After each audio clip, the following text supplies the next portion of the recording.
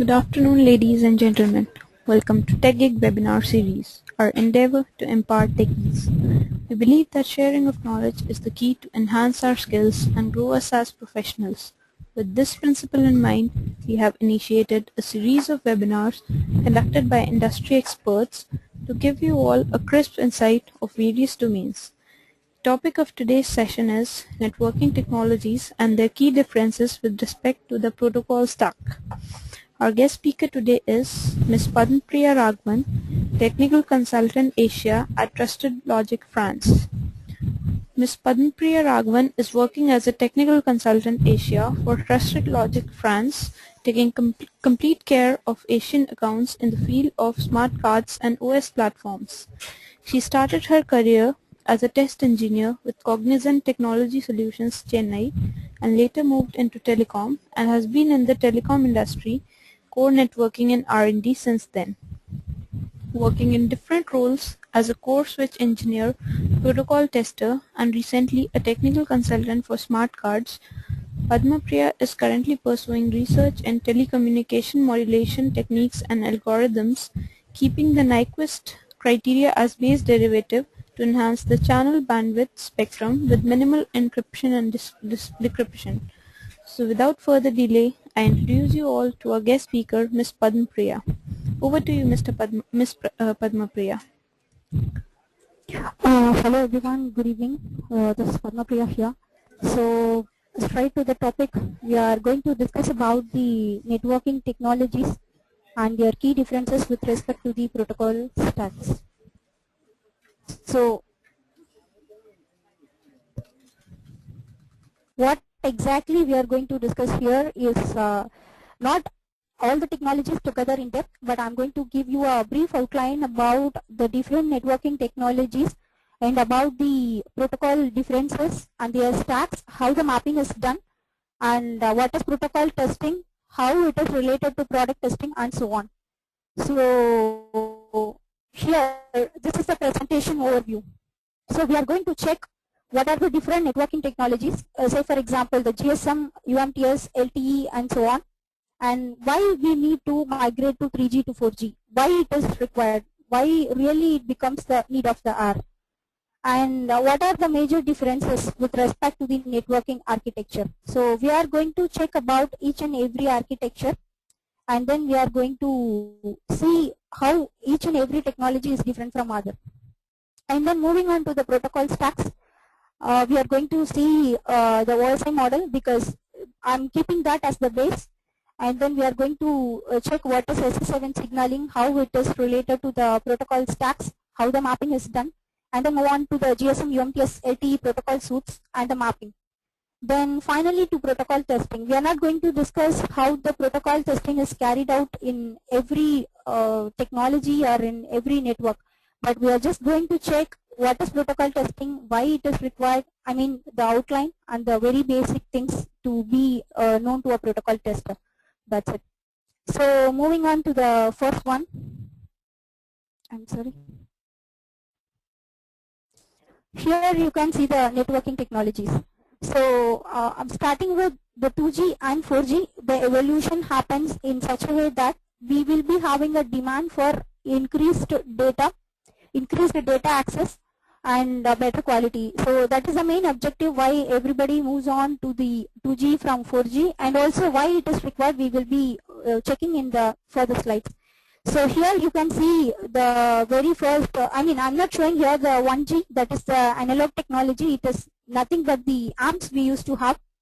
Then the 2G comes with the GSM, and then moving on further it was with 2.5G, 3G and 4G.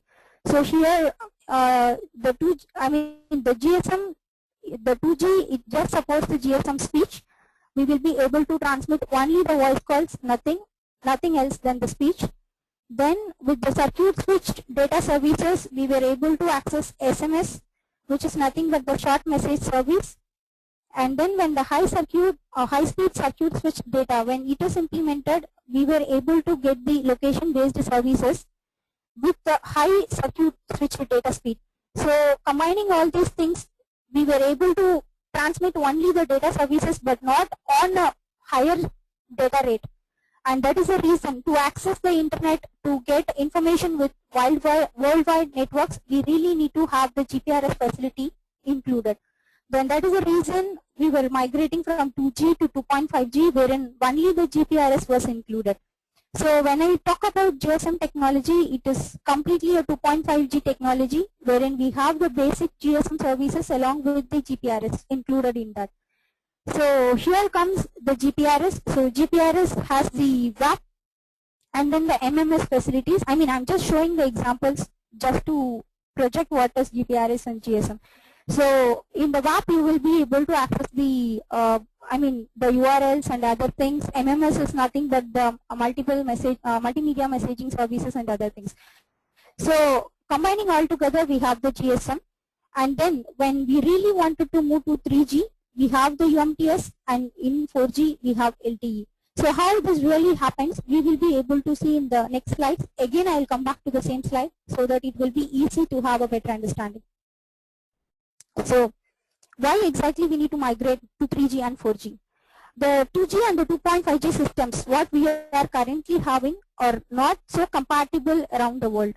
So we need to have the single technology in which the single device will be able to work anywhere across the globe. So when we talk about the 2.5G or the 2G standards, they are not completely internationalized with the other 3G or 4G compatibilities.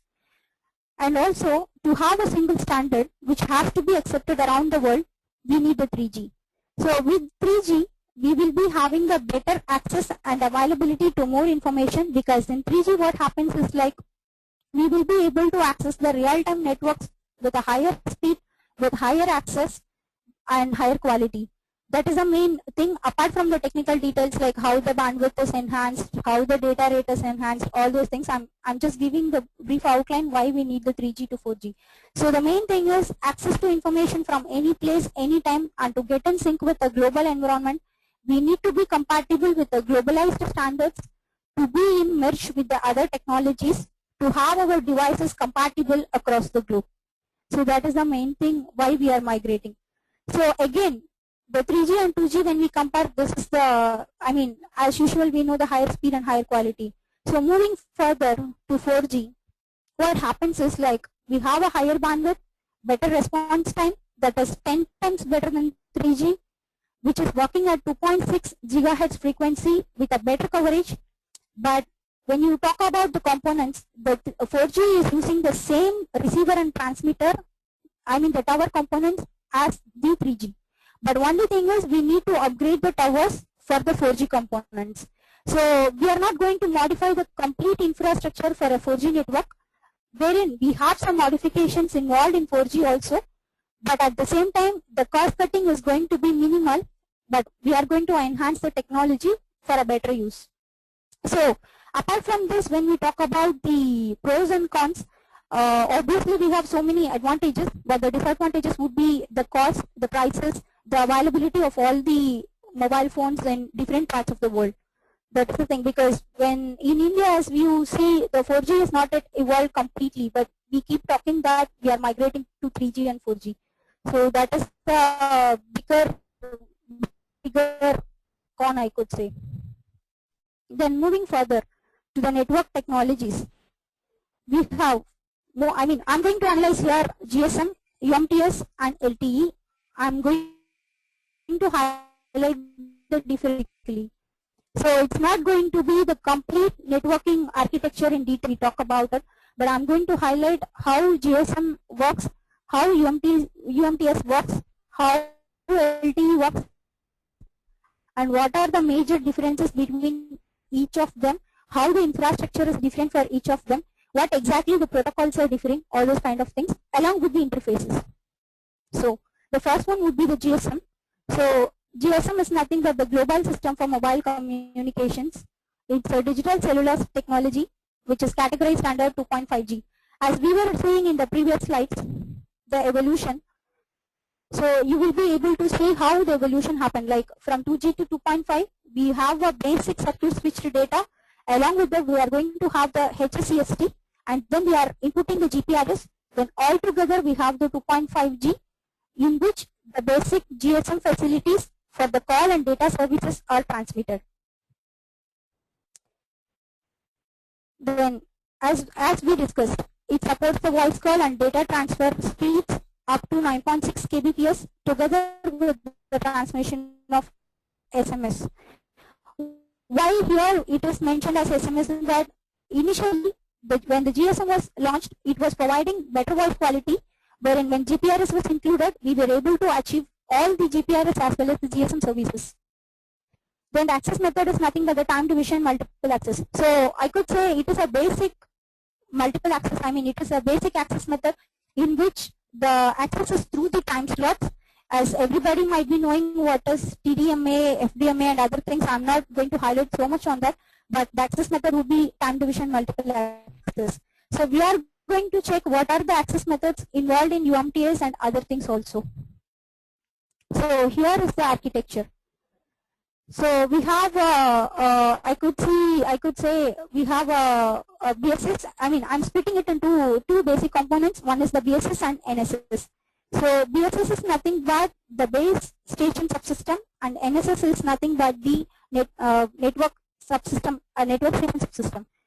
So completely what happens is like you have a NMS. NMS is nothing but network management system, which categorize or which takes care of the complete NSS in cooperation with the BSS. So here we can see the subscriber identity module, which is nothing but your SIM. Then you have the BTS, BSC, mobile switching center, HLR, VLR, and the PSTN network.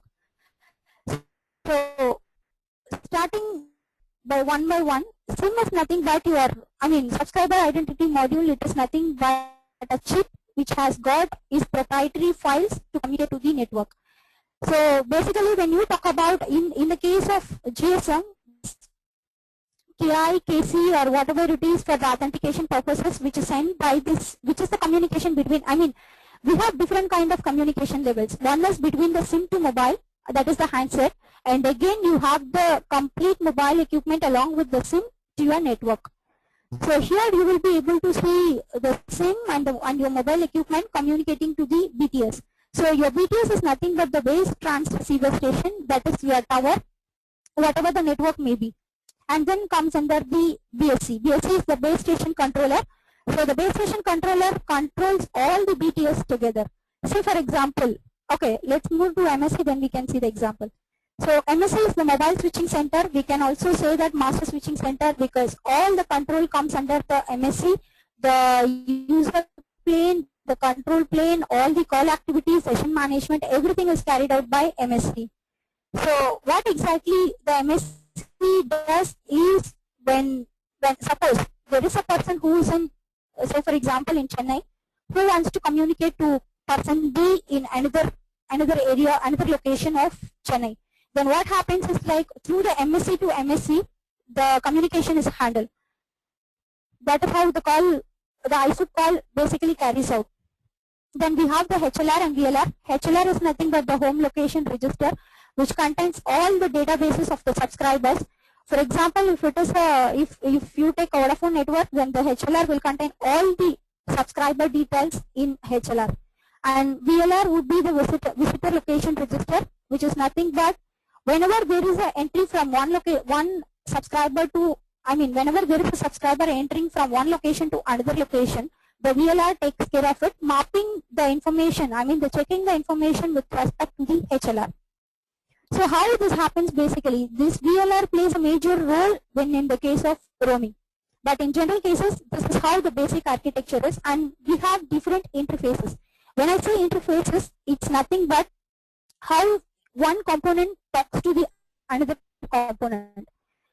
That is what we call as interface. Why we need an interface? Because say for example, when BTS talk to BSC, it may not be the same level of communication what BSC is handling with MSC. And that is why we need interfaces, and that is why we need protocols, and that is why we need gateways. So here you can see the normal subscriber identity module with the mobile equipment. On the other side, you have your PSTN network. So let's take two cases. One is the normal mobile call which is handled. So what happens, say for example, when a person in Chennai is trying to call a person B in Bangalore, what happens? Basically, two different kind of networks are going to talk between each other. That means the Chennai Airtel network can be able to talk to Bangalore Vodafone network. But as you see, the networking architecture could be the same, but when we talk about in the aspect of mobile operators, the components might be different because sometimes they may use the Ericsson components, sometimes they may use the Nokia components. We are not sure about what exactly happens inside the MSC server.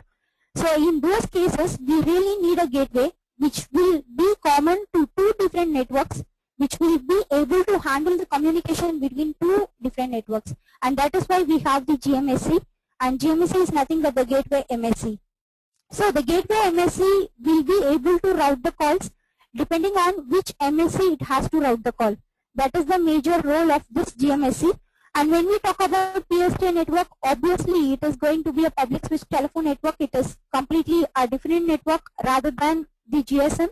So obviously we need a gateway to communicate between the main MSC and the other world. I mean to say the external network. So that is how it happens. And why we have OMC? Why we need Network Management Center? Basically, when there is a live network, say for example Vodafone, then what happens exactly is that we need to keep monitoring the live network in order to reduce the congestion, in order to reduce the traffic payload and other things. Why? Because in order to have a seamless connection, we need to have a continuous transmission of whatever it is. I mean to say the voice or data. So depending on that, to make your network to be enhanced, to provide a better service and other things, we need a monitoring center wherein it will be keep on monitoring the complete network. So when we talk about the network management center, it could be different. I mean, for NSS there would be a different OMC. For BSS it would be a different OMC and other things.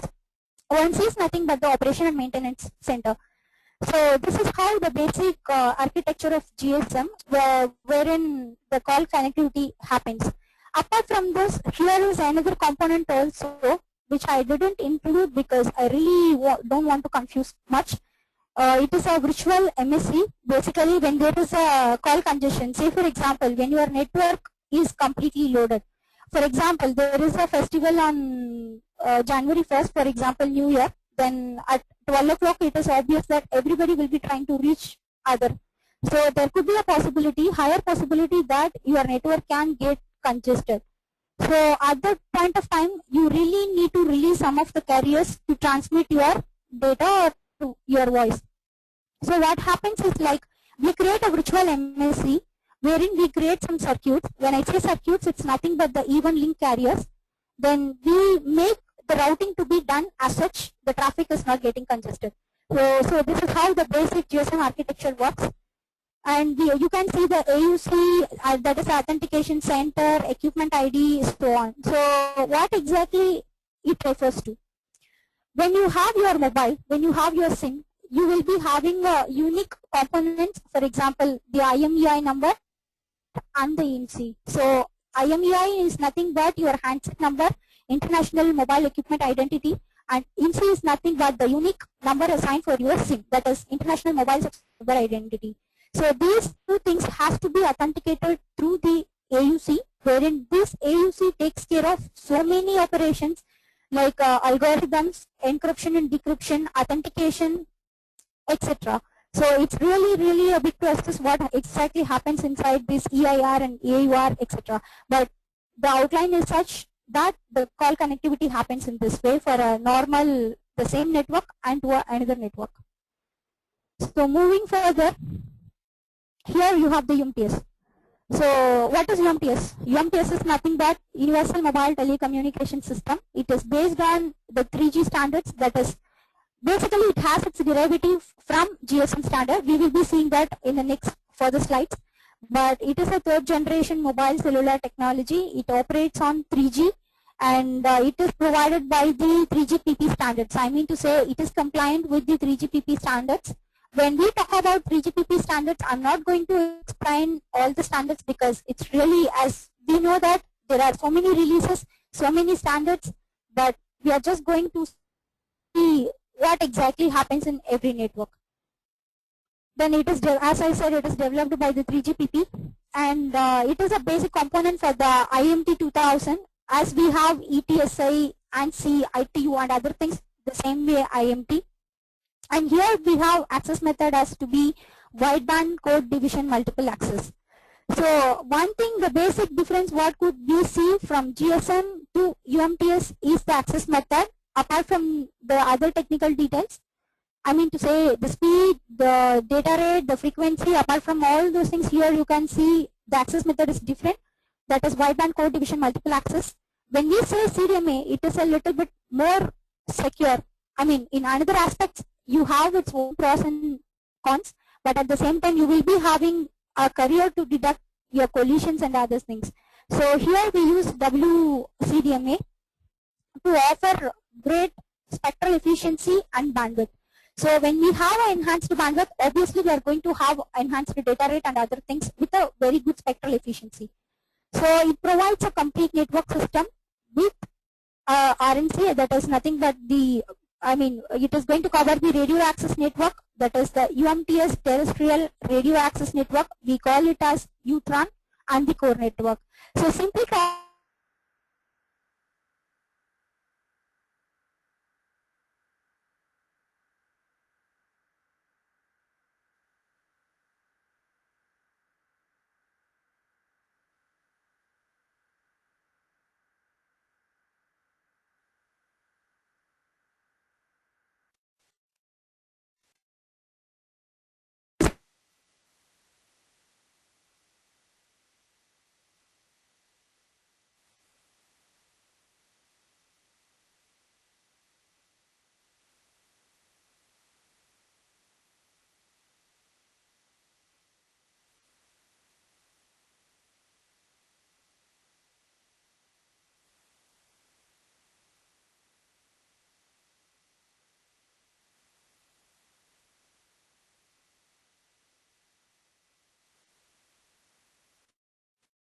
components here altogether is has BS, that is the node B, and the RNC.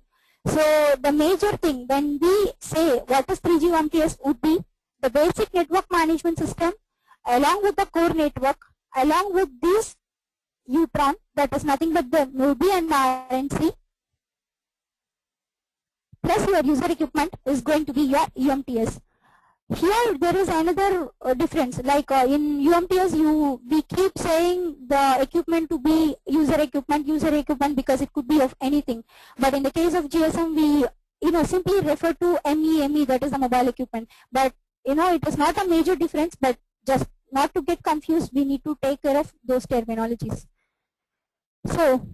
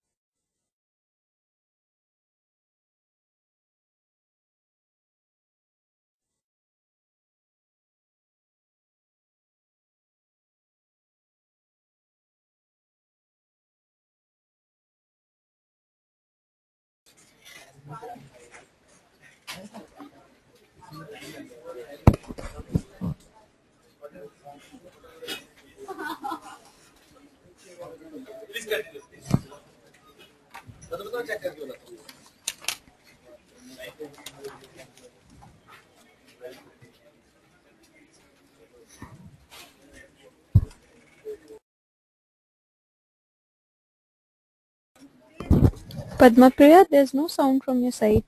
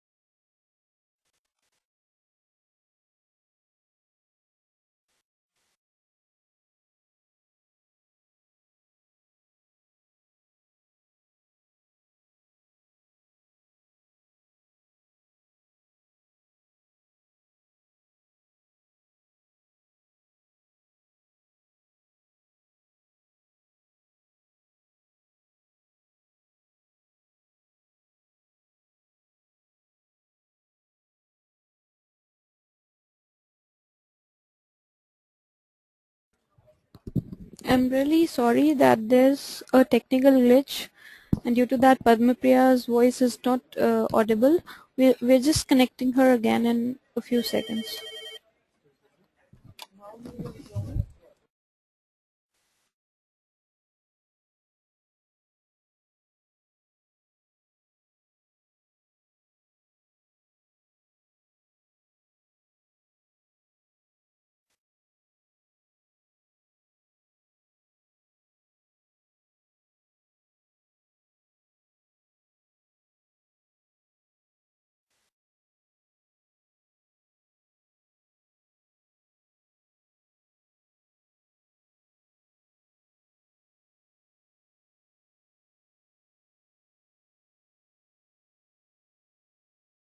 Hi all, we'll be continuing the session in another 2 minutes.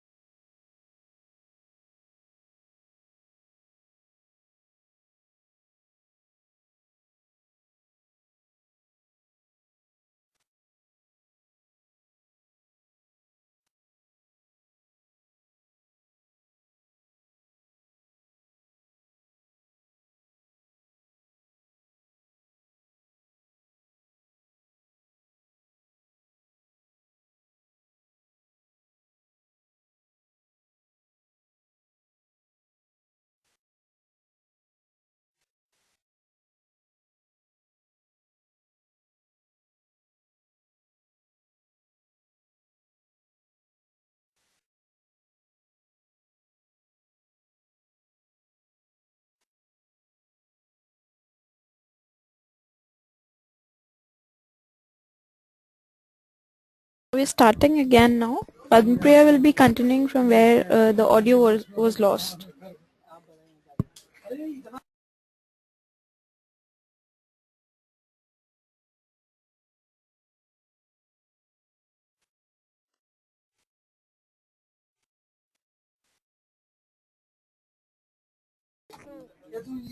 Just to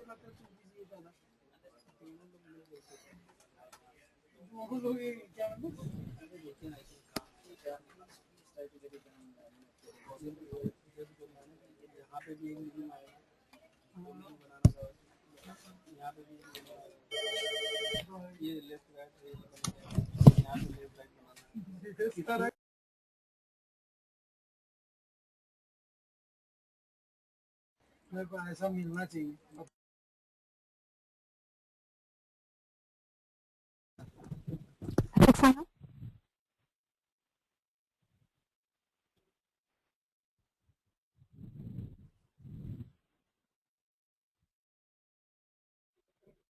Okay, just to have a outline, like maybe we lost the video, so I mean audio, sorry.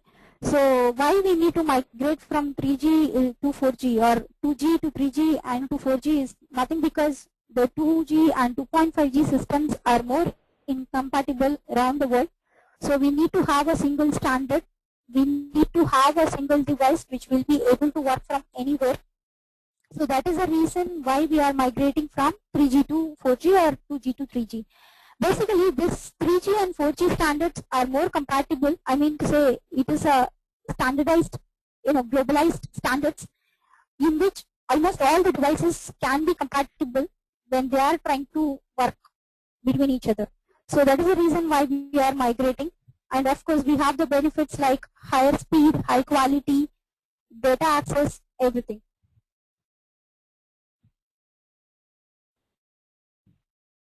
So here we see the basic differences like 3G and 4G. So we have a higher bandwidth, we have a better response time, which is 10 times better than 3G, and it's working at 2.6 gigahertz frequency with a better coverage, and it uses, the main thing is the 4G components are just enhanced, but they are using the basic 3G infrastructure as just to upgrade. So we are just going to upgrade the towers for the 4G components, wherein the cost cutting is reduced. So that is the main advantage over 3G and 4G. And moving further to network technologies, we were seeing what is GSM. So GSM is nothing but the global system for mobile communications. It is a digital cellular technology which is categorized under 2.5G. It provides both mobile telephony and data transfer to transmit mobile voice and data services. So here we have the access method as TDMA, as we were discussing previously, how the 2G gets involved with 2.5G and how the GPRS was involved in that. So it comes into 2.5G because of the GPRS services included in that. And the access method is TDMA here, that is a time division multiple access. So here we have the architecture. So we have our mobile equipment along with the SIM card, and we have the BTS, BSC, MSC, VLR, HLR, and the GMSC. So basically this forms the entire GSM architecture, basic GSM architecture I could say. So what exactly each and every component does is nothing but, we have our SIM. The SIM contains some of the proprietary files and other things to communicate between the mobile equipment. So that is a different case altogether, how the SIM to the mobile equipment or the handset, the communication happens. But when we talk about the complete equipment, I mean the handset along with the SIM, again that is going to communicate, when you initiate a call, it is going to communicate it through the BTS. BTS is nothing but the base transceiver station, and your BTS is going to route the call to BSC, and this BSC, the base station controller, takes care of all the complete BTS which are under its control. For example, if you are in Chennai, so for example in Guindy, then that particular Guindy BSC will take care of all the BTS, the towers which are coming under that particular location. So that is how the BTS to BSC communication is handled out. Then moving further, we have MSC. MSC is nothing but the mobile switching center. So this MSC, we can also say master switching center. So this master switching center takes care of the complete BSCs coming under it. So for example, if you have a network for Chennai, then that MSC, Chennai MSC, will take care of all the BSCs in Guindy, in Tambara, etc. So that is how it happens. Then we have the HLR and VLR. So HLR is nothing but the home location register. It is a database register. So it maintains all the records, all the databases of the subscribers who are under the network. Then we have the VLR. VLR is nothing but the visitor location register. So this VLR majorly plays a role in the case of billing and the roaming concepts. So what happens is, like, when there is a person who is migrating from Bangalore to Chennai, wherein Bangalore is going to be his home network, Chennai is going to be his roaming network, then this VLR will take care of the visitor who is going to enter, along with the mapping or the check which is going to be done with the HLR. So this HLR and VLR are basically databases which takes care of the subscriber details. And then we have the NMC, that is Network Management Center, which takes care of the OMC operations. OMC is nothing but the operation and maintenance. That is the operation and maintenance center. And we have a data communication network, and we have a PSTN network. So we will see one by one. So what happens with when, okay, here we have another component, GMSC. So GMSC is nothing but the gateway MSC. What exactly this gateway MSC does? In case of different networks, when they are trying to contact or they are trying to communicate between each other, we need a gateway which is common to both of the network, which will be able to communicate between two different networks. So here we have the GMSC, which is going to act like a gateway which is going to route your calls to the particular MSC or wherever it is, it has to be routed. So that is a major play of this GMSC. This GMSC, when you are going to have another network, say for example, the communication is between Chennai to Bangalore, then obviously the GMSC which is in Chennai will communicate to the GMSC in Bangalore, which comes under the particular network. It could be Airtel or it could be Vodafone or whatever it is. And then GMSC to GMSC, when it is initiated, it will route the call to the particular MSC, and that is how the call gets established. So apart from this, we have some other components here, which are AUC, equipment ID, and other things. So this AUC and other things plays an important, that is nothing but the authentication center. It plays an important role when it is all about the KE, KC, I mean to say the IMSI and the IME related components. IMSI is nothing but your SIM will have a unique identity number, which is the International Mobile Subscriber Identity, that is the IMSI. And you have your equipment ID, which is nothing but IMEI, that is going to be your International Mobile Equipment Identity, that remains very unique for your handset. So this is how the authentication happens in a GSM network. Once when the authentication is done, then only the subscriber will be able to latch into the network or able to access any of the services. So we can categorize this complete GSM architecture into two. One is the BSS and the NSS, wherein this NSS completely takes care of the MSC and other related services, wherein BSC takes care of this BTS and BSC. So here we have some of the interfaces. Why do we need interfaces? Because it is not sure that how the communication between BTS and BSC is handled the same way it is not going to be between BSC and MSC.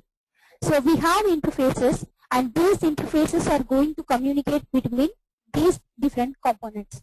So here you could see the SIM and the mobile equipment is going to communicate through the BTS through UM, and here you can see BTS to BSC is via Aether interface, and BSC to MSC is A interface. So apart from this, we have a PSTN network. As I said, whenever there is a call from any kind of service from a PSTN network, it is going to be routed via GMSC. So this is a basic architecture. How exactly it happens? This is for not for the packet, I mean the PS. So when we have a PS, obviously we will be having GGSN and SGSN, which we will be seeing in the further slides. So next comes here is the UMTS. So what is UMTS? UMTS is Universal Mobile Telecommunications System. So it is a third generation mobile cellular technology for networks. It has its base on the GSM standards. It is developed by the third generation partnership project, wherein this 3GPP standards has to be compatible for a UMTS network to operate. I mean to say the UMTS network has to be compatible with the 3GPP standards to enable its services. A component of the International Telecommunications Union IMT 2000 standard set. As we have several standards and several systems, here we have the IMT 2000 for UMTS, and here the access method is wideband code division multiple access, which is nothing but the WCDMA. So here the major difference you could see, apart from all the standards, all the data rates and other things, is the access method is different from GSM. In GSM we had PDMA, wherein in UMTS we have WCDMA. Then here this technology is a radio access technology which provides greater spectral efficiency and bandwidth. Obviously when we migrate from 2G or 2.5G to 3G, we are going to have a better bandwidth, better spectral efficiency to have a better service. It provides or it specifies a complete network system by covering the radio access network, that is UMTS terrestrial radio access network, or the UTRON and the core network. What exactly this refers to, we will see in the next slide. So here we have the 3G UMTS architecture. Here you will be able to notify one thing, that is, in the case of architecture, here you have the same MSC, VLR, SGSN, PSTN network, GGSN, internet and other things. So what the major difference we could see here is nothing but the node B and the RNC.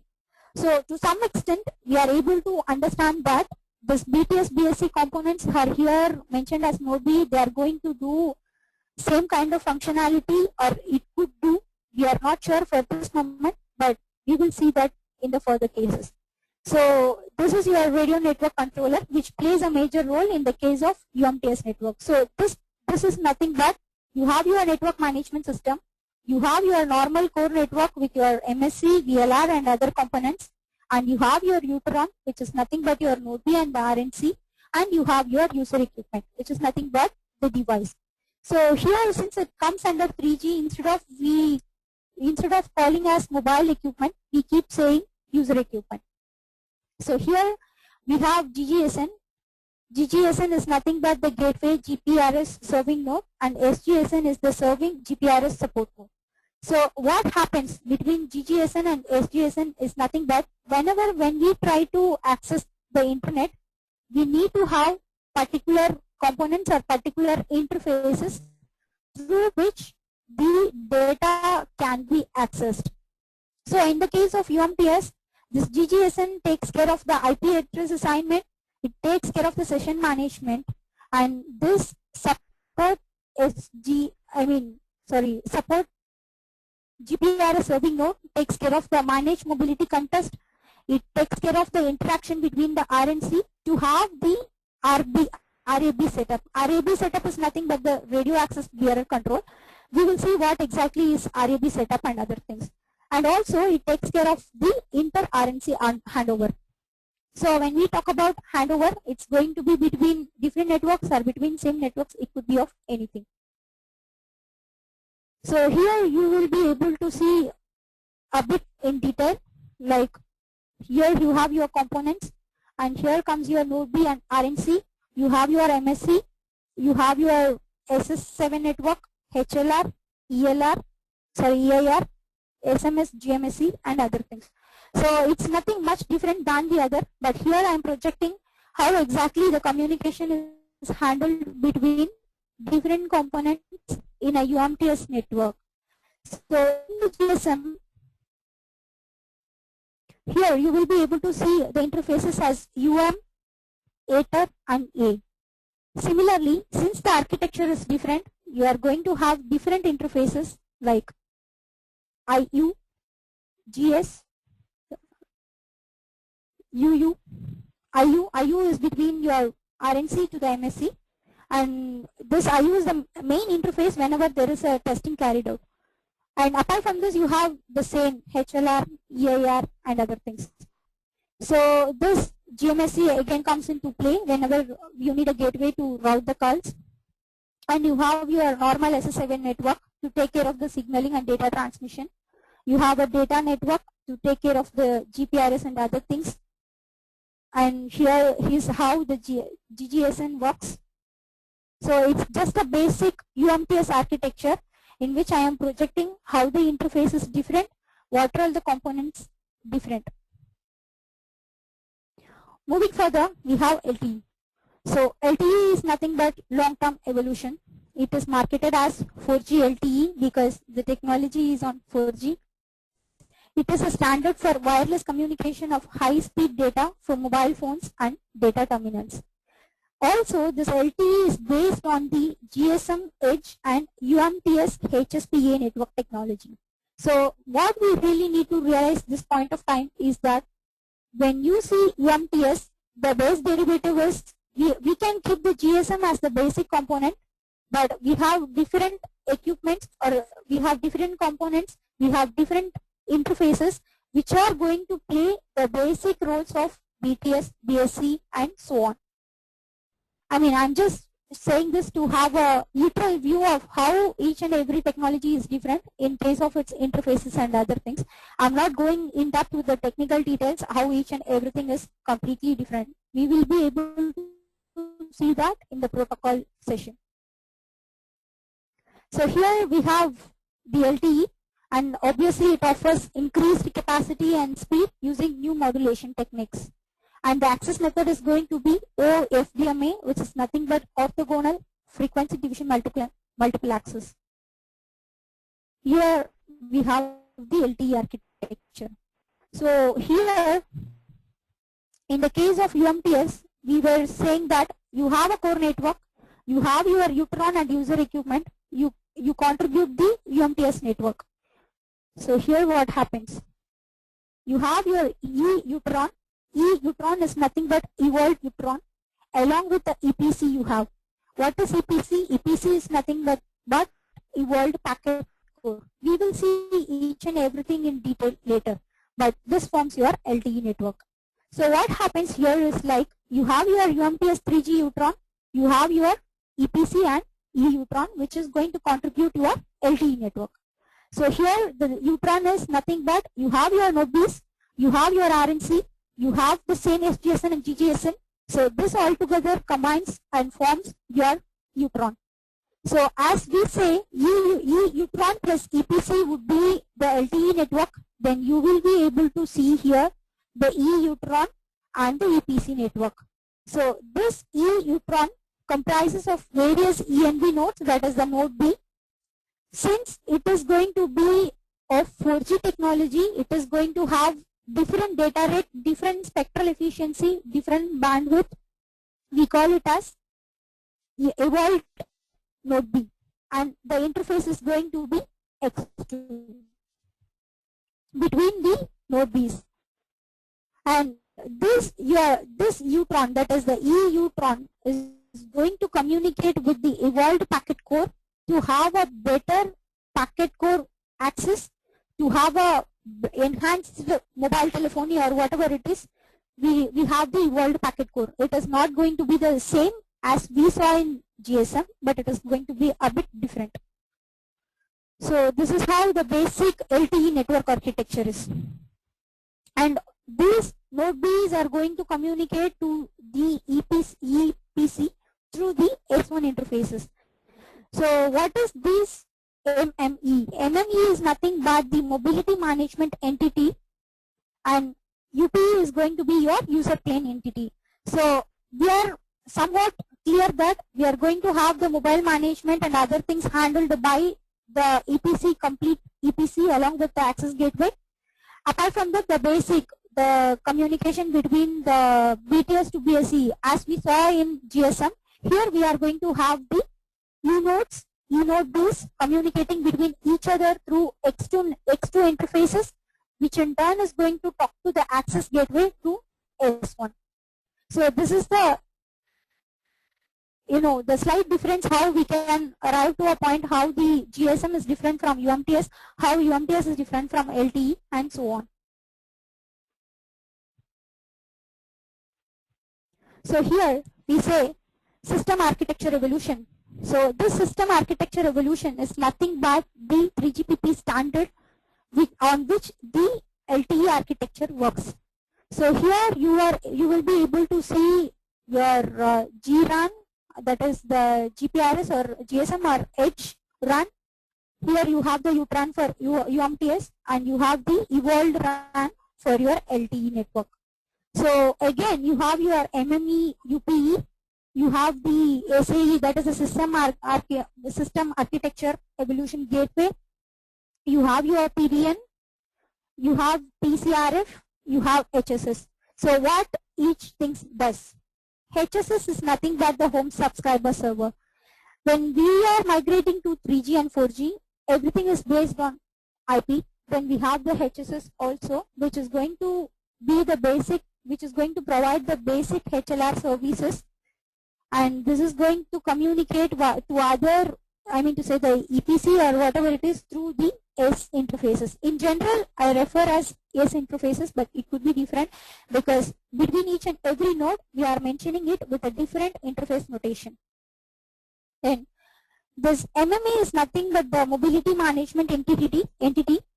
This is going to take care of the user plane and other things which are related to the packet core. And you have a gateway, and this gateway is going to be the gateway which is going to connect your MME to the packet data network for packet core switching and other things. We will see that further when we move on. So here you have EPC plus eUtron forming the SAE architecture. So here it is your EPC and you have your eUtron. You have your eUtron here. So what exactly this MME does? It is a control node for LTE. It is involved in paging, BRR activation and deactivation, authenticating the user with HSS, provides control plane function for mobility between LTE and 2G, 3G networks, NAS termination. So we will see one by one.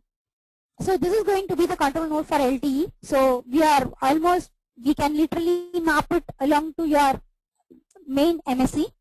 So it's going to take care of the paging of the subscriber. It is going to make the BRR to be activated or deactivated and other normal functions.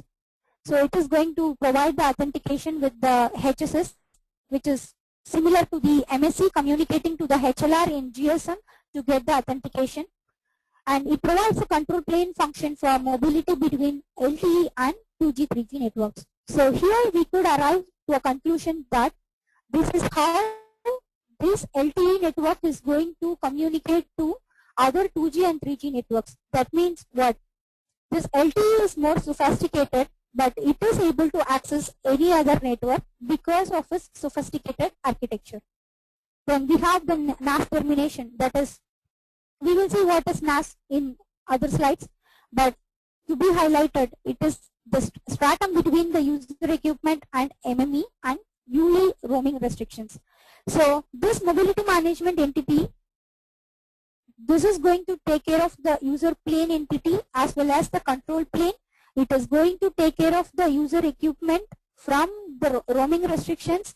It is going to take care of the non-access stratum. Non-access stratum is nothing but the communication between your user equipment to the other network or the core network.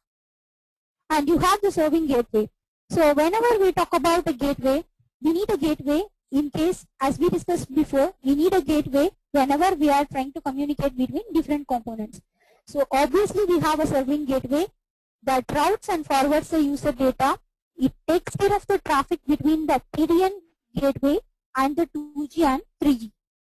So this EPC altogether forms the main components and it provides all the functionalities to make the LTE network to be able to communicate to the outside world. When I say outside world, it could be a 2G network, it could be a 2.5, it could be a 3G network. So to have this MME and PDN to be working, we need a gateway. That is, this gateway takes care of the traffic between the PDN gateway and the outer world. Then what is PDN gateway? So this PDN gateway is going to provide the connectivity between the user equipment to the external packet data networks. So this PDN gateway is the main component which is going to be involved in packet data access, and especially when we talk about UE to external packet data networks, here we need a gateway which will be in sync with the internal and external components of the architecture. That's why we have this gateway included. So this PDG is going to secure the data transmission with a UE connected to the APC over an untrusted non-3GPP access. So when we talk about this 3GPP LTE architecture, everything, this complete LTE architecture, this EPC is going to take care of the 4G LTE. I mean, it forms the 4G LTE components. But when it has to communicate to the outer world, we need this particular gateway, which is going to act as the gateway to communicate to the external world. So this is how this EPC plus evolved RAN, or else we could say the EPC plus eUtron forms the LTE architecture. That is, and also since we say this 4G LTE is able to communicate through other external networks, the network could be of non-3GPP or it could be of 3GPP. So to enable these kind of different components or different access to different networks, we need this PDN SAE gateway. So this is how it works, and here we have the PCRF So PCRF is nothing but policy and charging rules function. Basically, this PCRF is going to play a major role in CDR, that is the charging, the billing, how it is communicated in case of the PDN gateway and other things. But to be highlighted, the basic difference we could see here in the case of LTE is that we have eNode Bs and we have EPCs. So this is what we saw now. Then here we have the GSM family. So initially, as per the statistics, we could say GSM operates on 40 kbps with 2G subscribers of the figure 3.3 billion subscribers. So the first call was made in 1991. It's just going to talk about the subscriber statistics from 2G to 4G. It's just an informatory. It's not going to say anything related to the technical components. So the first GSM call was made in 1991 and then the GPRS in 2000. So altogether it forms the 2.5G. Then you have 3G. 3G, the estimation is around 297 millions of subscribers as of now. And it uses the WCDMA access method with 384 kbps. And the Edge was in 2003. Edge is nothing but the enhanced, next to when we talk about Edge, we could say it is not completely 3G, but it could be 2.75G, because when it is completely into UMTS and LTE, then only we will be able to say that it is a complete 3G, 4G network. So this works on the basis of HSPA with 55 millions of subscribers on use, and HSPA 14.4 Mbps, and you have HSPA evolved with a Slater data rate, that is speed 28/40 Mbps, and currently according to the statistics we are expecting to have 24 to 25 millions of subscribers in the year 2014. So this is the GSM family, but we could see, or we could say that the base derivative, if we are very clear with all the GSM components and the GSM architecture, it would be easy that we could map the UMTS architecture with respect to their functionalities and also the LTE architecture with respect to their functionalities, provided they have different components, different interfaces, and obviously different protocol stacks. So LTE in 2009 was calculated as OFDMA technology with 50/100 Mbps. Then moving further, here the networking technologies, the outline of all the three networking technologies ends here. We will be seeing now the protocol stacks. So here we have OSI model, SS7 and SIGTRAN. We will see one by one in general. So what is the OSI model? We all know that it is a very base model, the open standard, open system interface, or the open standard interface by which all the telephony works. So you can see the protocol mapping of OSI model, SS7 based and SIGTRAN. So here what happens is, like, you have your OSI model with all the layers, that is physical, data link, network, transport, session, presentation and application. Just a tip, you can remember all these things by remembering this, like, please do not take stupid person's advice. Then you will have your physical, data, network, that is N, T for transport, S for session, P for presentation and A for application. So this is how all the 7 layers work. So just to keep it in memory, you can remember, please do not take stupid person's advice. So it will be easy to remember. Then you have SS7 based node. So what is this SS7? SS7 is nothing but the common channel signaling, which we used to call as CCS. Later it was transformed to be CCS7 and we used to call as SS7. So this SS7 is going to be I'm mapping this SS7 based node with respect to this OSI model. So as we know what each and every layer in our OSI model does, exactly we need to map it with respect to this SS7. So this SS7 based node will have MTP1, MTP2 and MTP3, which are nothing but the message transfer part that plays the role of physical and data link in the case of OSI model. So you have your MTP, that is a message transfer part. It is going to take care of signaling data, error-free transmission, and also the routing. So here you have the basic components: MTP level 1, level 2, and level 3. Then you have your TUP, that is the telephony user part, that is for normal telephony. And you have your TCAP. TCAP is nothing but the transaction capabilities application part, that is going to connect and retrieve information out of databases. So obviously these, you will be having several layers along with these when you go further to Citron. But basically the derivative would be OSI model, because this is going to take care of all the applications, from the Ethernet cabling to the application and the routing. Everything is embedded within the OSI model, and that is the reason I am keeping OSI model as the base, and I am mapping it along with the SS7. So we have TUP, TCAP, and ISUP SCP. So as we saw what is TUP, now comes TCAP. TCAP is nothing as transaction capabilities application part. It connects and retrieves information out of databases. And you have the ISUP, ISDN user part for ISDN network.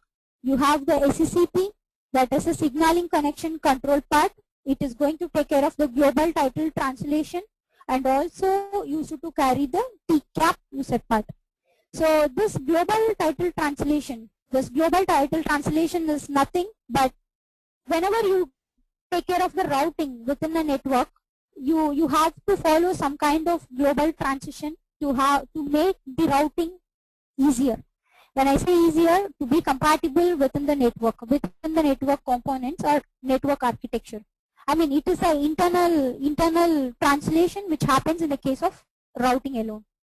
So that is what this SCCP takes care of. And also this SCCP is going to take and transmit these TCAP messages. So we need to have the physical connectivity, we need to have the message transfer, we need to have a error-free transmission, we need to access the telephony access, we need to access the databases, we need to establish the signaling, we need to establish the connection, we need to do the routing. So when you see each and every level, every SS7 node in detail, you will be able to understand, or we will be able to understand how exactly this signaling and the communication is carried out.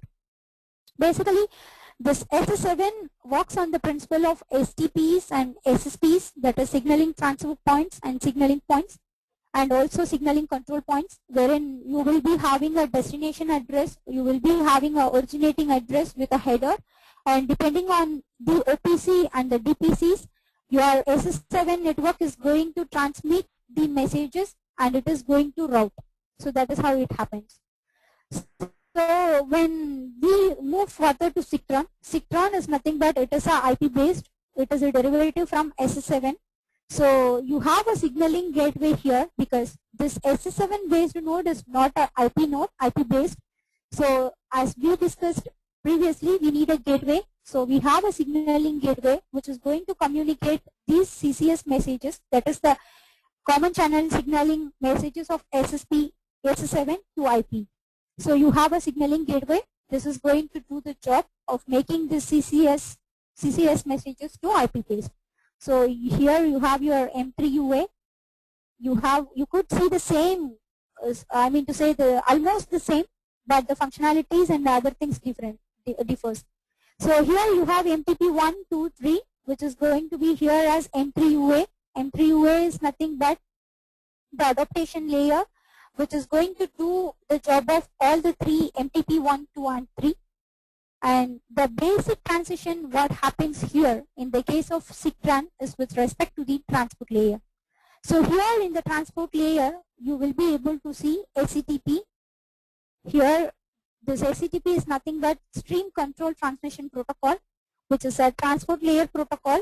It plays a role like TCP and UDP. So TCP is nothing but your transmission control protocol.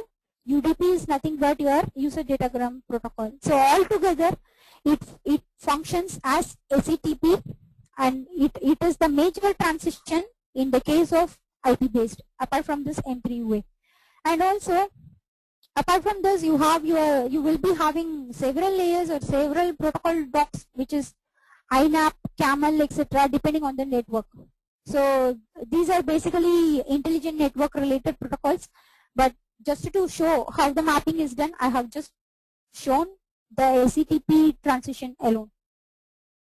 So why we need to talk about this SS7 and SIGTRAN when we are talking about the networking architectures and protocol testing? Because as we were seeing, each and every network, the communication is done via protocols. We need to understand what exactly a protocol stack is, what exactly your network is trying to communicate, how the network is trying to communicate, how the protocol to protocol communication happens, how the interfaces are connected to each other, and so on. So I started with the OSI model, SS7 and SIGTRAN, just to have a better understanding how the normal SS7 and the IP based systems are working or in use. And just for our information, we also have to note that the SIGTRAN is capable of signaling, communicating for both Wi-Fi, I mean to say wireless and normal networks. So moving further, we will be seeing the protocol stacks for everything. So first, starting with GSM protocol architecture, you will be able to see the mobile station. This is going to be your tower. You will be having your base trans receiver station, that is nothing but the BTS, and you have your BSC, and here comes your MSC. So obviously, here you have your interfaces. These interfaces are trying to communicate between each other via some kind of protocol. So here you will be able to see, literally, not in depth, but you will be able to see the same protocols like RRM, LabDM, and here you will be able to see BTSM, wherein here it becomes SCCP, and here SCCP, and so on. So how exactly it happens is like, you have your, each and every component is going to talk to the other component via the interfaces, and here you are going to see how they are really going to talk. So this GSM protocol architecture, I'm just giving the overview of a simple protocol architecture. It's not going to explain you all the protocols in detail or about the user plane and control plane details, but it's just the mapping how this GSM protocol architecture is done. So you have your LabDM. LabDM is nothing but your link access protocol. It is going to do the data link, say for example, it is going to take care of this OSI model's data link activities. So that is the reason I have given this OSI model, just to have a simple understanding, like these derivatives are from here, so that we will be able to understand the functionalities in a better way. And you have your RRM. RRM is nothing but your resource management, radio resource management. It is going to take care of all the radio resources which are coming under. So you have your mobile station, you have your tower, you have your BTS, and obviously they are going to interrelated with each other through a connectivity, and they are going to take care of the radio BRS services via RRM. And moving further, here you have your BSC, base station controller, and it is going to have your the same LabDM and MTP. But here only when you see MTP plays a role, because here only this BSC is going to take care of these message transfer, these message transmission, and it is going to transmit it to its higher hierarchy or whatever it is through a kind of transport layer or through a kind of transport mechanism for which we need the SCCP. And when we talk about this BSS map and BTSM and all those things, they are going to be the appropriate mobile application part. They are going to take care of their particular BSC or BTS depending on their protocol services. But literally speaking, this is how the mapping is going to take care. So we can virtually imagine how many protocols would be inside a network, how many protocols will be able to communicate with each and every component. So that is altogether a different scenario. But just to quote an example how this mapping is done, I have just picked this slide to show how exactly and you have your mobility management and you have your connection management. So this is going to be, finally you have your MSC connected to the finally you have your mobile station, that is going to be your SIM, and the mobile equipment is going to talk to the MSC, that is through the MM and CM. That is the connection management and mobility management is going to take care of establishing the call. It is going to take care of the routing. It is going to take care of the global translation and other things. So this is a simple mapping, and as we discussed previously, here we have the SCCP, which takes care of the global title translation, and it takes care of the TCAP user part. So obviously here you will be able to see you have your MTP and you have your SCCP, and it is going to map with BSS map, that is going to communicate between, this is the intercommunication, and then you are going to carry out the MM and CM. So this is how the mapping takes care. So this is going to be an outline, because we really cannot incorporate all the protocols into a slide and go on with what are the different protocols, how the mapping is done. But I'm just giving an outline, that's it. So this is with respect to the 2.5 or 2G networks. When we further move on to 3G, we have a different protocol structure. We are going to view with respect to the 3G networks. So they are divided into access stratum and non-access stratum. So what is stratum basically? Stratum is nothing but a way of grouping protocols, one aspect of services provided by one or several. So you are going to group the protocols with respect to one services, but you are trying to communicate to different networks or several entities.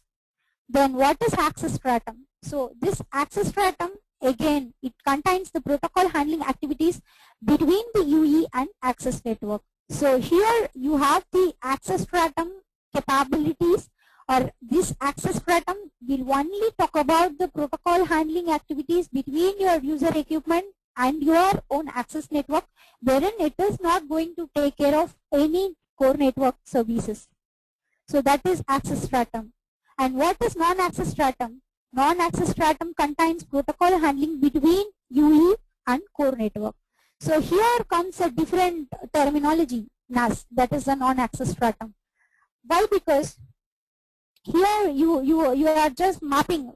When you talk about the mobile station and the MSC, you are just mapping with respect to the CM and MM. But wherein you are not having NAS or non-access stratum or non-access stratum. But this derivative comes into picture only when we are talking about the 3G protocol structure. So you have your non-access, NAS protocols, you have your access stratum protocols. We will see one by one. So this UMTS protocol architecture, obviously it also has different protocol stacks for user and control plane. So user plane is going to be for transport of user data, wherein control plane is going to be for signaling. Then you have in the user plane, what exactly happens is like you have a circuit switched domain data within bit pipes. I mean to say it's going to take care of normal circuit switching activities, normal call activities, and other things. The transportation is going to take in place.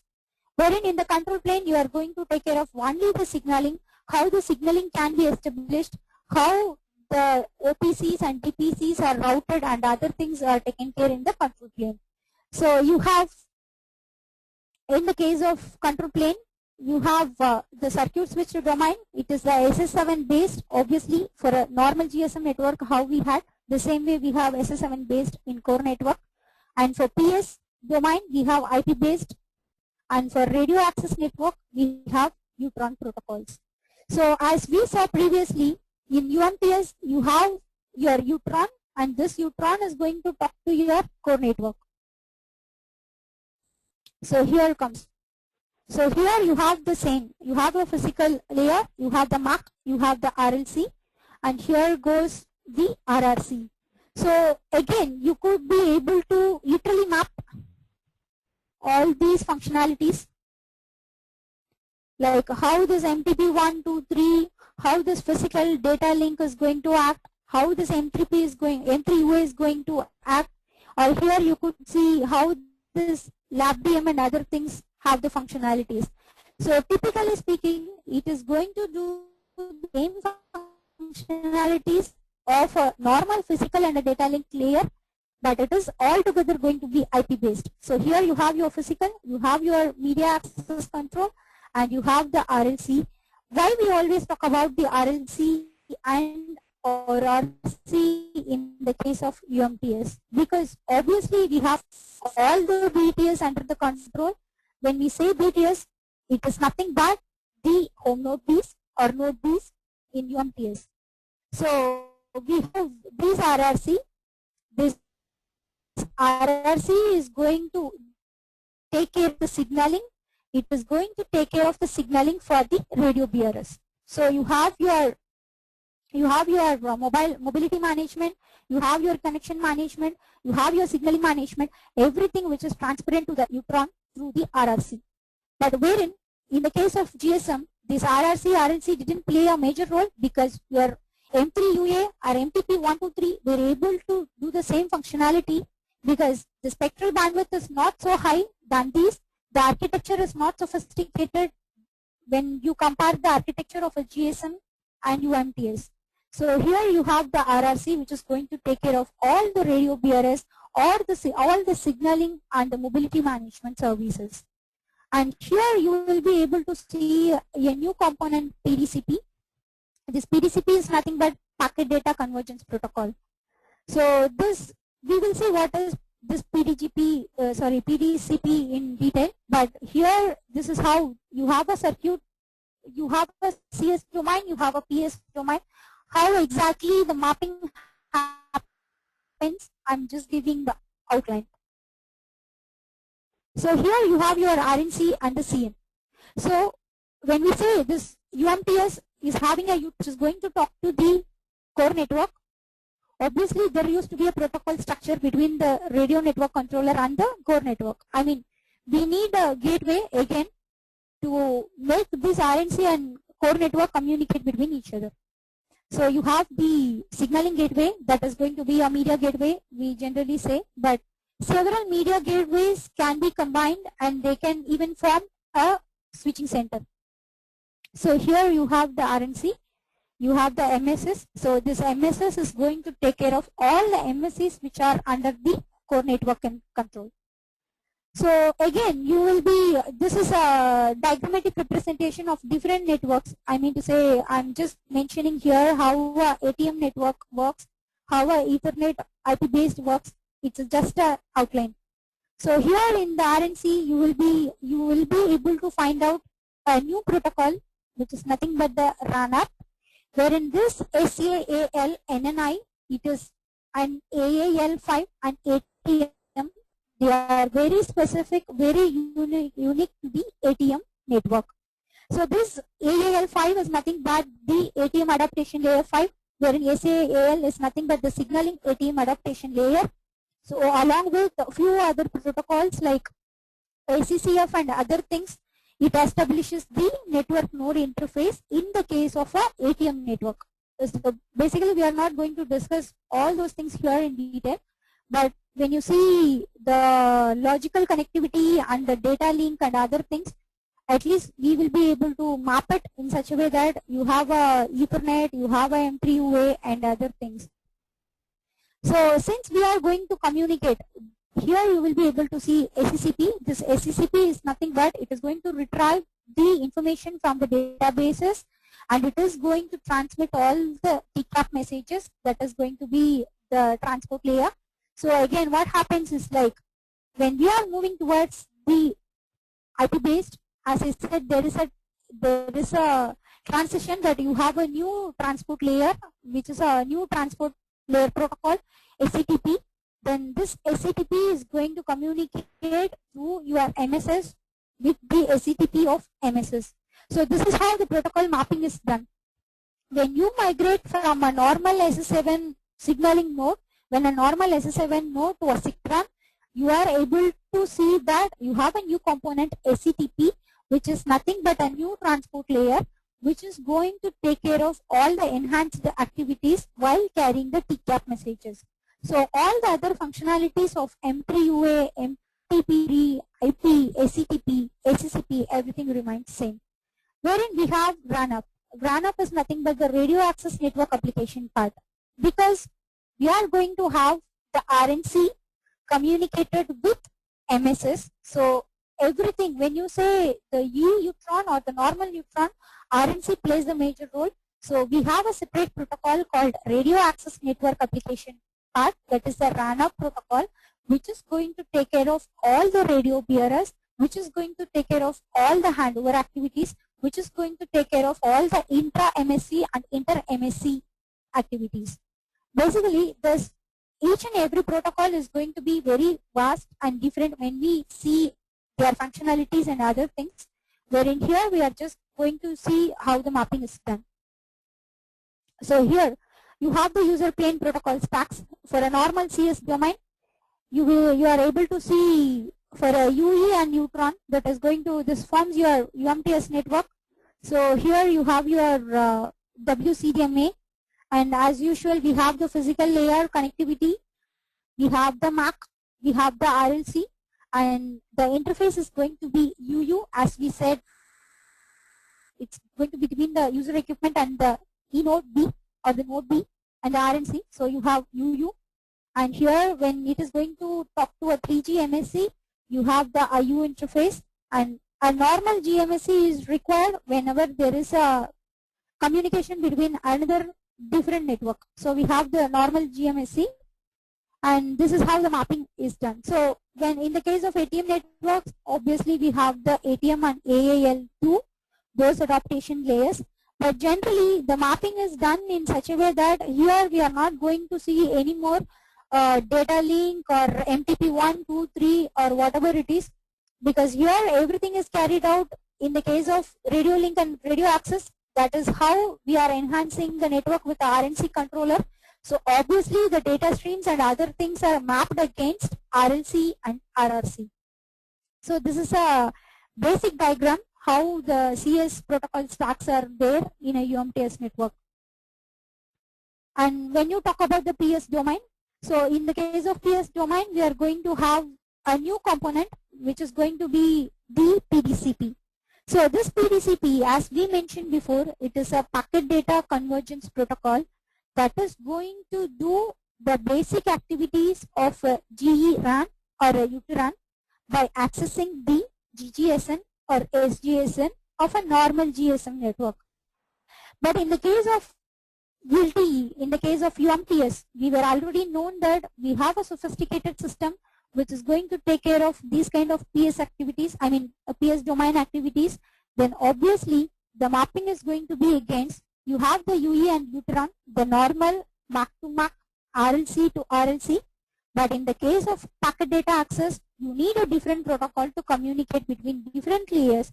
Then we have the PDCP.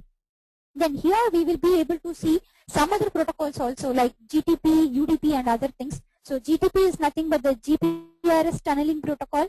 UDP is nothing but user datagram protocol. Each and every protocol is different and unique, its own functionality, own specification, own terminology and other things. But here we really are not going to discuss about each and every protocol, but we are just going to see how the mapping is done. So here again I'm showing when it is going to be IP connectivity, IP to IP, how the protocol stack map is mapped. So you will be, when it is all about your UE and UTRAN, you are not really bothered how the packet data is going to be transmitted. When your UTRAN is going to access the SGSN or GGSN, then only the packet data comes into picture. And that is the reason why we have the GTP or UDP or IP in this particular layers and not in these particular layers. So we will be able to understand the basic difference that when your network is getting enhanced, when your interfaces are going to different, when your interfaces are going to different, depending upon the functionalities, you are going to have the protocols involved in that. You are going to have those protocols marked against each other with respect to the different functionalities. So it's not that only this UMTS PS domain contains only these protocols. No, it is not like that. But just to give an outline, I'm just mapping against this. Apart from this, we will be having so many protocols in a telecom network. We will be having so many protocol communications. We will be able to see different interfaces communicating to different networks. So here it is a basic representation.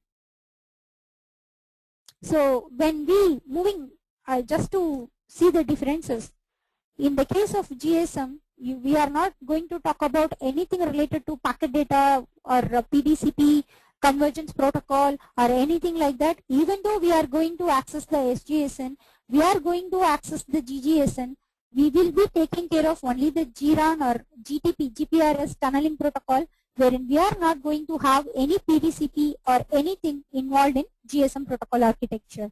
But moving further, in UMTS, we are able to see a new component RRC, we are able to see a new component PDCP, and the entire mapping of the protocol is completely different because we are more enhanced with the networking architecture. So again, now comes the LTE protocol. So as we discussed previously, your LTE, the basic derivative to identify that it comes from your E-Utron plus EPC. So when we talk about the EPC, again you have your MME, again we have the SGW, PGW. So this MME is going to be the mobility management entity that is going to take care of the NAS security and other things.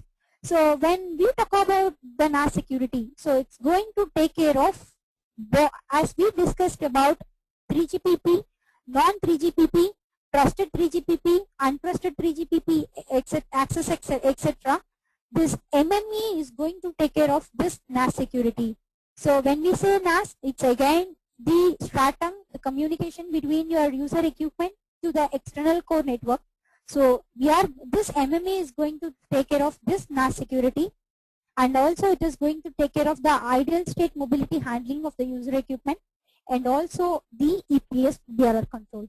So again, when we have this complete EPC, it is going to be the SGW, PGW is nothing but the PDN gateway. I hope we will be able to remember it.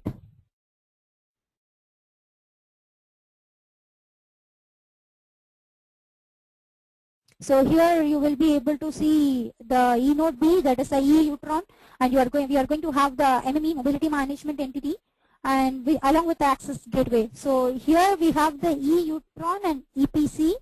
So the same thing is mapped here.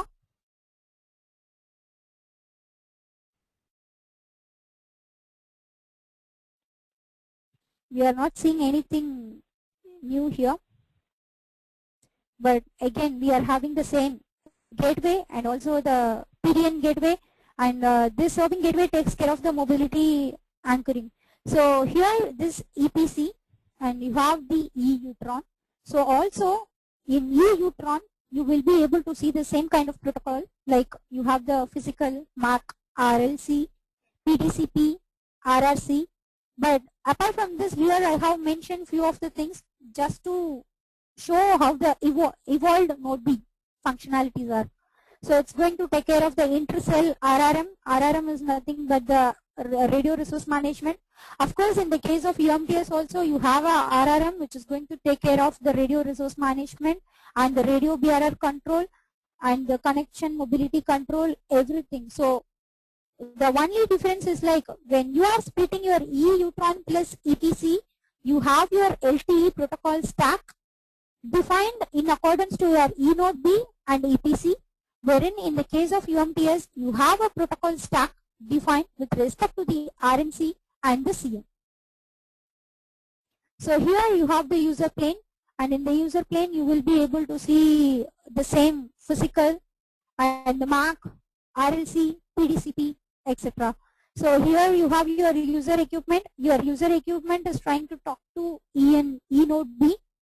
When we say everything is via radio link, when we say everything is via radio BRR management and other things, in the case of 4G, as we are going to access mobile telephony, audio video streaming, more PS4 data and other things, you will be able to see the PDCP involved in every level, because this eNode B is the simple unit which is going to be the main component for a eUtron, and it is going to play the major role as the RNC, BTS and other things were playing in the case of a UMTS. And that is the reason why we have the PDCP involved here when your user equipment is going to talk to the eNode B itself. Then you have the control plane. In the case of control plane, you could see the NAS. So this NAS is going to take care of, you have your normal UMTS network, you have the UTRAN, and this UTRAN is going to talk to, or your normal, even if you talk about the LTE, you are going to have your normal eUtron. So this is going to talk to the external network, that is external core network. Then we call that as non-access stratum. So this NAS is almost a different strategy in which we are going to have different protocol handling activities, different handovers, inter-MSC, intra-MSC and other things involved in that. But we are not going to talk NAS in detail, because again we have to be very clear with how the RANOP works, how this NAS is carried out, what is the interface in which this acts, etc. So here you have the user equipment, we have the eNode B, and we have the MME. Why do we need MME here? As we discussed earlier, our MME is going to be the primary control node in a LTE architecture, which is going to talk to the core network. So obviously we have the MME here. So this MME is going to provide the NAS between the user equipment and the core network. So all the other layers remains the same. You have the same physical layer, you have the same MAC, we have the same RLC, we have the same PDCP for packet data, and we have the same RRC which is going to take care of the radio resource, BRR management, RAB setup and other things. So finally a simple comparison. So what exactly this comparison is going to talk about? This comparison is just talking about what are the simpler, I mean from the literal point of view, what could we identify? We could see in the architecture the major difference is going to be, we have BTS and BSC which is going to be replaced in the case of UMTS with a Node B and RNC. Here I am not talking about the functionalities of a BTS or BSC, but I am just literally defining how the architecture is varying with the major components. So please do not take it serious that I am changing the architecture or I am just giving the details that the components are changed. In that case, it's not so. So I'm just defining the variations between the architectural components. And here we have the eNode B and a eUtron. So that is how the architecture differs. And we have, in the case of interfaces, we have the AU or UU, ATER, ABIS and A. And we are changing the interfaces in the case of UMTS into UU, IU, GI, etc. And in the case of LTE, between the LTE network, basically we have X2, that is the eNode B to eNode B is via X2 interfaces, and these eNode Bs are going to communicate to other components via S interfaces. Basically, these interfaces could be of proprietary interfaces depending upon the components. When I say components, for example, when we take a MSC or a GSM architecture, which is by Nokia components, then we can name it as A-, A1, ATER, etc. But it may not be the same when you have a different vendor equipment. So just to have a difference, just to have identification, we could say that the interfaces are different. And the access method, as we discussed, it's going to be TDMA and FDMA in the case of GSM. In the case of UMTS, it's WCDMA, and LTE it is OFDMA. So how the protocols are different? Obviously, each and every network has its own unique protocol structure. Each and every protocol has its own functionality and other things. So it remains unique for every architecture, but we could say that we can keep the SS7 as the basic protocol stack if we really want to move further from 2.5 to 4G. So we could say that the base derivative is from SS7 or SIGTRAN. Then is GSM talking about NAS components? No. Why no? Because in GSM you are going to take care of only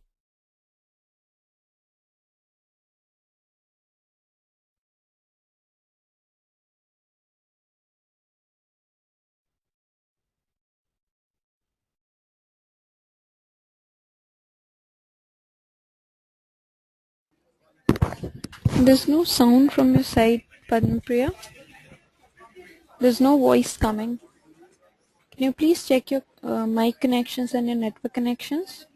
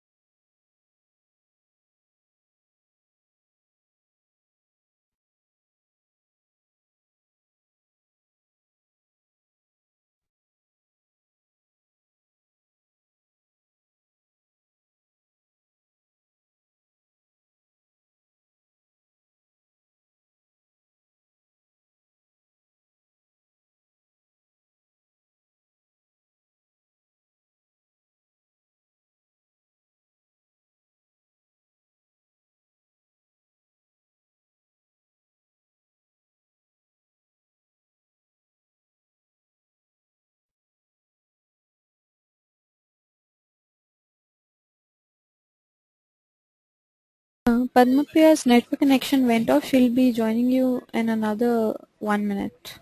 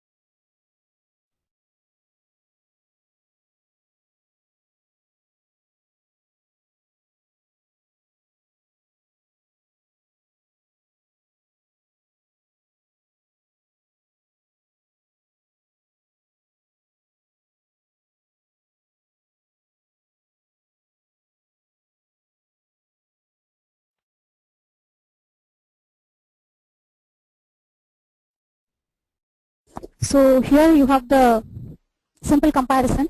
So here we are not going to have any NAS in the case of GSM, wherein we will be having the NAS in the case of 3G and 4G, because they are going to communicate to the external CN network.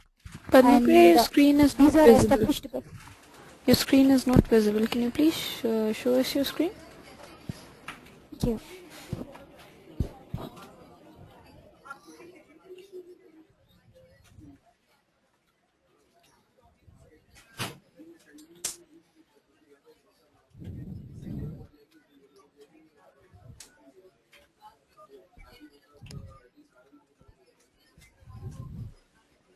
Can you please click on the show my screen button on the top? Yes, already I have clicked it. Okay, I guess there's a delay in your network. Cannot see your screen yet.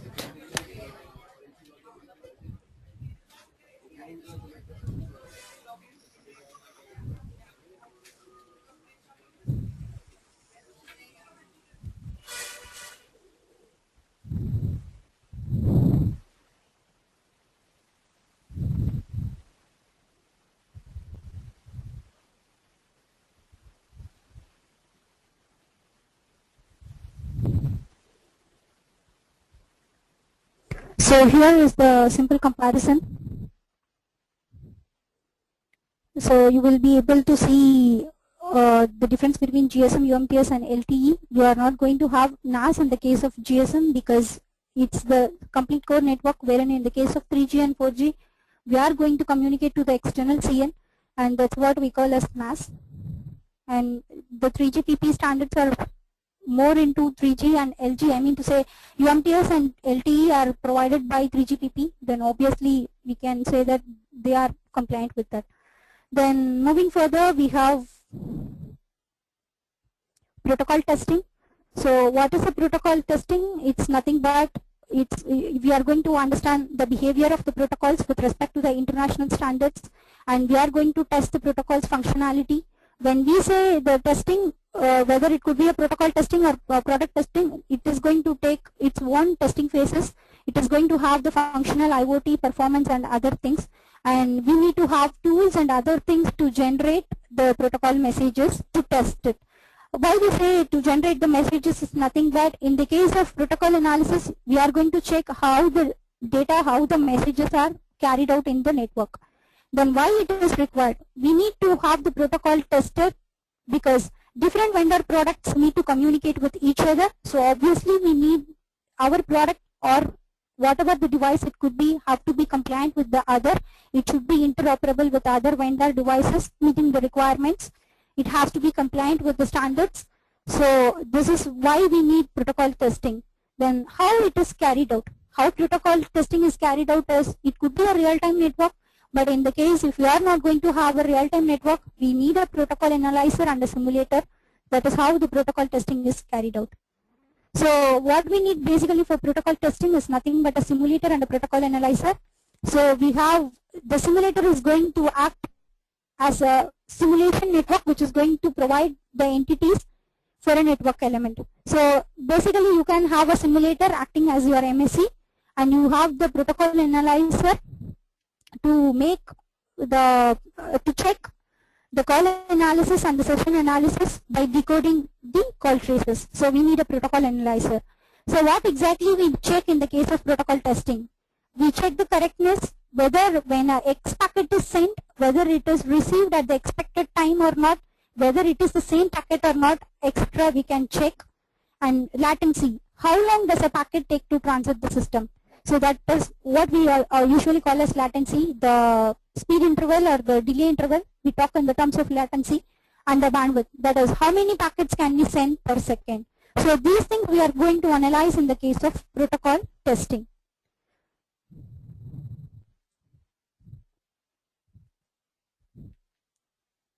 So moving further,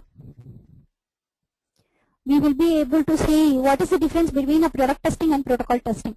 Say for example, in a case of telecommunication network, we have a product. Say for example, it could be a router or whatever it is, we need to test it.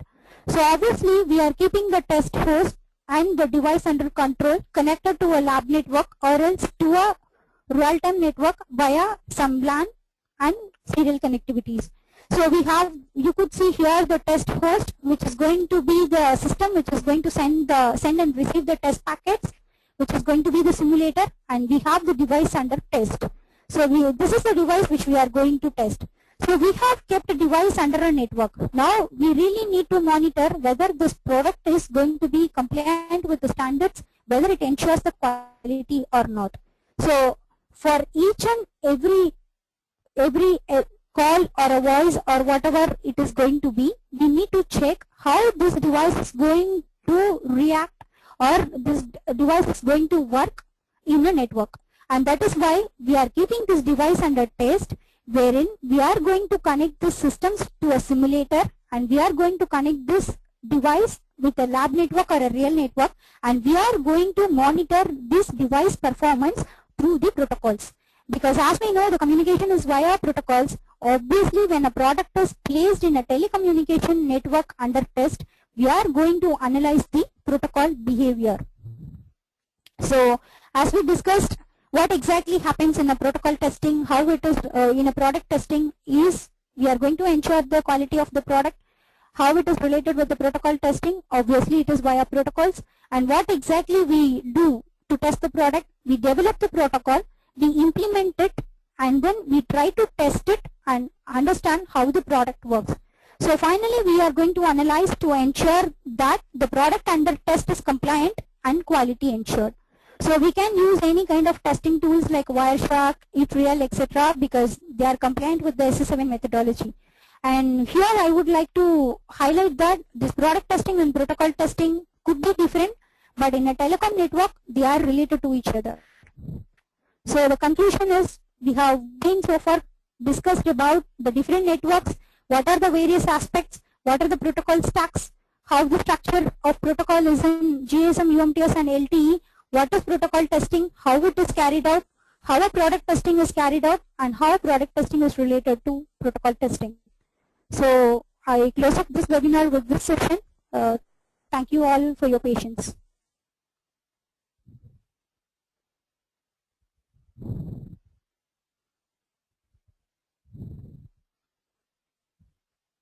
So here I could see some of the questions.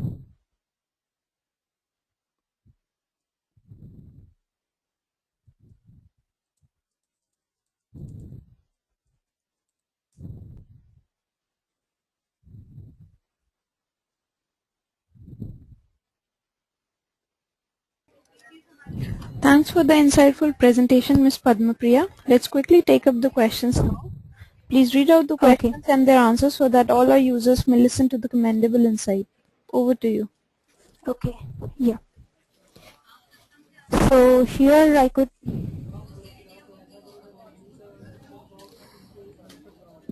So here there is a question, what kind of database we do use for HLR register? Basically when we say HLR register, it is literally speaking, this HLR is basically a component, it is a register, it is very specific to the service provider. When I say the service provider, I'm sorry, the vendors. So it depends on Nokia. Basically here in India, mostly the components are made either of Ericsson or of Nokia. So basically it depends on that. Apart from that, these databases handled in the HLR are basically the subscriber details. So it's going to be a server. HLR will be act like a server in which you will be able to log in and check the database of all the subscribers. I mean the details of the subscriber. So when you log in into the corresponding MSC, if you type your mobile number, then you will be able to understand, you will be able to see all the subscriber details, whether the roaming is enabled or not, whether that person is having a CBC function or not, all those kind of things. So moving further, how the call transfer happens when we traveling from one BTS to other. So we could say that this is all about BTS to BTS inter handover. So that is all together taken care by the interfaces. To make it short, it is controlled by BSC, but basically all kind of inter-BTS handover is going to be informed with respect to the BSC, and then only it happens. Then the next question, how the emergency call gets the network even without the SIM card in mobile. So when we were talking about the SCP, as I was explaining what is a global translation. So in the case of emergency call handling, we take care of, I mean to say in the core network, we take care of a different kind of routing which is going to be assigned only for the SIM. So it is not going to be routed via any particular domain or something, but those emergency handling numbers are maintained in the MSCs in a particular routing zone by which this routing happens. By this call establishment happens when it is an emergency call. So the GPR is, I believe, can you tell about interfaces in UMTS? It's one of the questions. I believe I have explained all those things in the slide, because the interfaces in UMTS mainly would be the IU and the UU. So that is the major difference you could see. So the other would be, can you please explain me how the GPRS score can be multiplied to make the global connection? So this is altogether a different topic, comes under GGSN and SGSN. It requires a lot of routing and other things taken care in the PS domain. So do we have any protocols for CDMA? Obviously for a CDMA network we do have, but here I didn't cover any of the CDMA network. I was talking only about the technique. So in the case of the last question would be, in terms of Skype-like protocols, how does the connectivity to phone is made? It is via VoIP,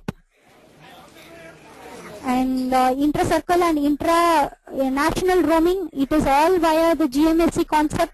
So I believe I would close this here, because I believe I have taken so much of time. Thank you everyone for your patience.